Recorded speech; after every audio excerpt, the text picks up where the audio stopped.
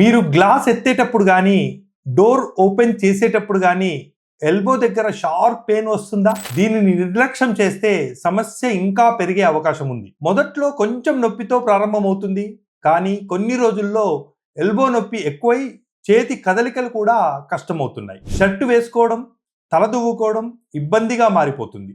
సాధారణ పనులు కూడా ఇబ్బందిగా మారతాయి. ఏదైనా క్యాప్ ఓపెన్ చేయడాలంటే కష్టమవుతుంది. బ్యాగ్ మోయడం కూడా హార్డ్గా అయిపోతుంది, కుదరకపోతుంది. డయాబెటిక్ ఉన్న వారిలో ఇలాంటి సమస్య కామన్ గా కనిపిస్తుంది.